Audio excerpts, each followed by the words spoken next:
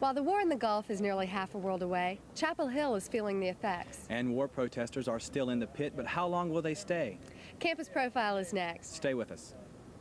Listen to the heartbeat of America.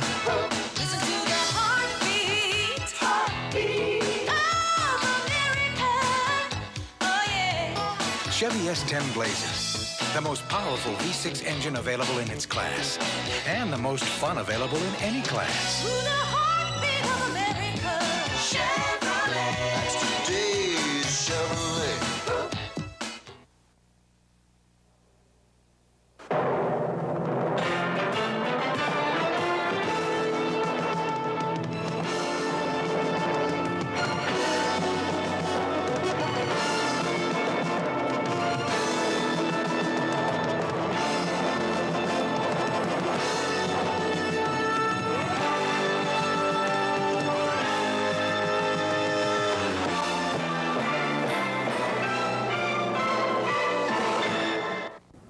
I'm Heather Abbott, in for Lee Powell. And I'm Speight Williams, sitting in for Scott J. Gow. Both Scott and Lee are sick, and we hope that they'll get better soon. Meanwhile, the news of the war is bombarding all of us here in the States. And while we've heard about draft dodgers during the Vietnam War, we're now hearing about a new concept known as conscientious objectors. The controversy over conscientious objectors has hit Chapel Hill, as well as worries about a possible draft. The common cause is war, but the effects are anything but common. Chapel Hill's campus is torn between whether we should be at war. But for those who are already in the military, the decision to go to war is even more difficult. You would think there would be no decision to make, but for some there is. Those who are reevaluating their military career and deciding not to go are known as conscientious objectors. And for them, they're torn between duty and conscience. They joined the Marines to be everything they could be, but they didn't think that that meant that they would have to spill their blood in the sand. So we think that there will be a time and place when groups of people will have to show compassion to these young men and women. Pastor only in the Community Church of Chapel Hill has declared its place of worship a sanctuary for conscientious objectors. An environmental group known as Orange County Greens carried this idea a little further by petitioning the Chapel Hill and Carborough town councils to declare its two communities as a safe haven for conscientious objectors. At the first meeting, the council decided not to accept the resolution because two of the members were absent. 1 week later, they voted down the request. On something that is critically and so much in the public mind, it means the town council has basically turned its back on this issue. The fear of the unknown of the war preys on the minds of those in the military, such as the conscientious objectors, but it also concerns those not in the armed forces. The talk of war always brings up the possibility of a draft. In the minds of seniors who are getting out, and the possibility of draft, I guess, amongst everybody, not just seniors, but everybody else. When the more casualties start adding up, then that gives, college students more, apt to go into the draft because they're not exempt anymore. Mark Benfield turns 20 this year, and his age group would be called up first. Then those turning 21, 22, 23, 24, 25, and then affecting those turning 19 and 18. Those in ROTC would be called up last. People who have already contracted and have gone into advanced standing in the NROTC program would essentially be deferred. The Congress, the President, and the Department of Selective Services assures us there won't be a need for the draft, as was the case in the 1960s. But as the ground war begins and the number of casualties starts to mount, so will the concern over the draft, as well as those considering becoming conscientious objectors. For Campus Profile, I'm Speight Williams. You know what's amazing, Heather, is the fact that I was surprised to find out that the ROTC would be the last called. I would think they would be the first called since they already have some military background. Well, and also significant now is that even though women are fighting in the war, no women will be drafted. Exactly. And that's even more significant now that there is a woman POW in the Persian Gulf.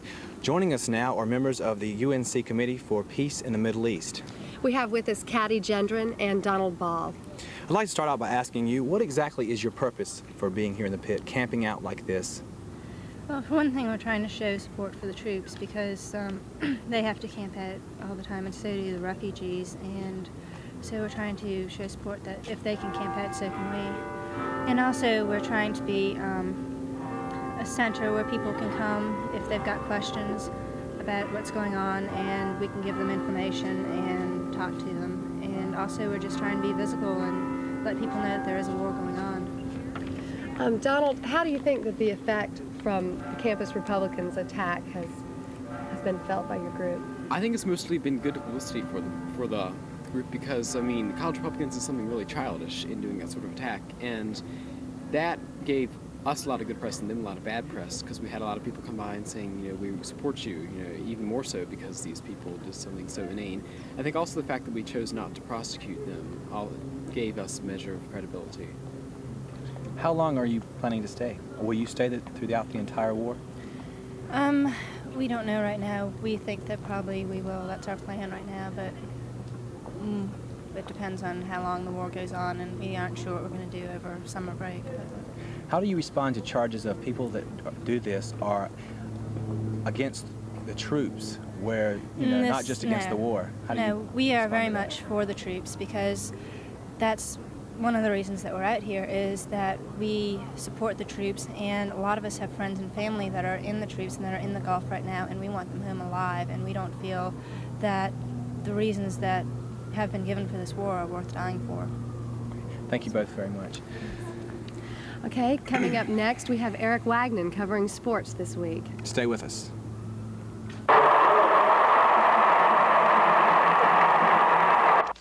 Hello, I'm Charles Carroll. Of course, when I'm on the road in Chapel Hill, I watch STV, UNC Student Television.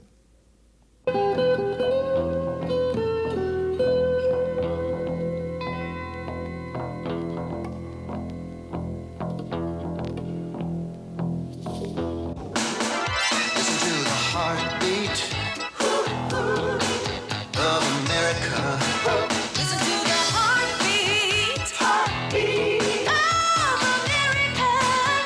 Oh yeah. Chevy S10 Blazers, the most powerful V6 engine available in its class, and the most fun available in any class. To the heartbeat of America. Chevrolet. That's today's Chevrolet. Eric Wagnon joins us with sports now. The Tar Heels had a tough time this week. 3 games right in 1 week's time. That's right, they sure did. For the first time in ACC history, a couple teams played on back-to-back nights. That was, of course, due to the outbreak of war and that NC State game being postponed. Yeah. How does this play, Eric, on the psychological aspect and the physical aspect of playing 2 games back-to-back and then having a 3rd game 2 days later? Well, I think, you know, these are very well-conditioned athletes, of course, so I think they can probably handle it in that respect. The thing about playing State is they're a team that relies on outside shooting a lot. And as you saw, the first game, you know, State won, and then Carolina came back, and I think a lot of it was one night State was on, the next night they weren't. So it kind of really depends on a team like that. I guess it didn't hurt Carolina, though, any against Virginia. That's right. They came out and really showed the home crowd a strong performance, and Bo Peel was there to cover the story. Hubert Davis was the star of the show Saturday. This 3-pointer in the first half helped Carolina pull away from the Wahoos. Hubert finished up with 19 points. Clifford Rozier tells John Crotty to take that junk out of here. Rozier also does it on the other end, slamming it home against the Wahoos. Eric Montross decides he'll get in on this sequence of blocking and then dunking as we see the pass from Derek Phelps into Montross, and he goes up strong. First-year UVA head coach Jeff Jones wasn't pleased with his team's performance on Saturday. Here we see Montross going up again, and finally getting the basket. Montross is continuing to improve. Bryant Stith was frustrated. He had 4 fouls and sat out most of the second half. Referee Larry Limbrough decides he's got to do a little cleaning. Wait a minute, I got this. Here we see Derek Phelps bringing the ball down the court for a sweet lay-in to Salvadori. But you have to credit Virginia. They didn't quit and came back. I know Jeff has to be happy with that comeback because they play good defense. They play especially coming back in the second half. Carolina wins 77-58. Bo Peel, Campus Profile Sports. Rick, what's up with the Tar Heels this week? Well, they've got a game here on Wednesday against Wake Forest, and then Saturday they travel to College Park, Maryland to play the Terrapins up there. Well, Thursday is Valentine's Day. Speight, you have any plans? No, I just wished I had a Valentine. What about you, Eric? I've got a real hot date with a news editing night class that night, so I'm very excited about that one. Well, coming up next, we have some stories about what some other people will be doing this Valentine's Day. Stay with us. The no matter what, it's a Geo. Geo. It's a fuel-injected front-wheel drive hatchback. Geo. It's the highest mileage in America. Geo.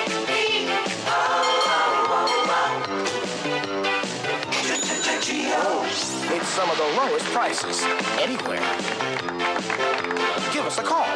Sold and serviced by select Chevrolet dealers. No matter what. I fly in from all over the world to watch STV when I'm in Chapel Hill. It's the only thing to see. I wish we had it in New York.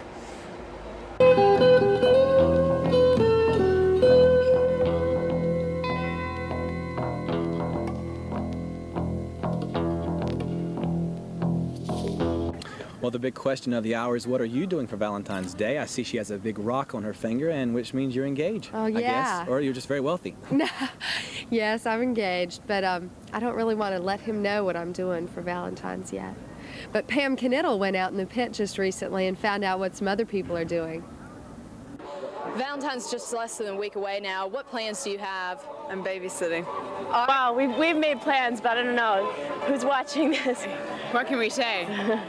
What, were you going to say anything? Yeah. Oh, well, we plan Big old to... bottle of Chablis. Yeah. Depression. Two of us. I plan to spend money on lots of women. Lots of women? Yes. At least 10. Okay. When we got looking for somebody, I guess I'll just try to find out where they're, find out where they're hanging out. That's my best hope, I think. Okay. Just sit quietly by myself and drink alone. What's the best gift you've ever been given for Valentine's Day? Beer, just to drink alone and sit quietly and reflect on all my misfortune.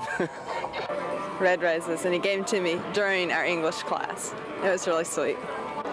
A kiss. You can't ask for anything more. A stuffed otter. Otter?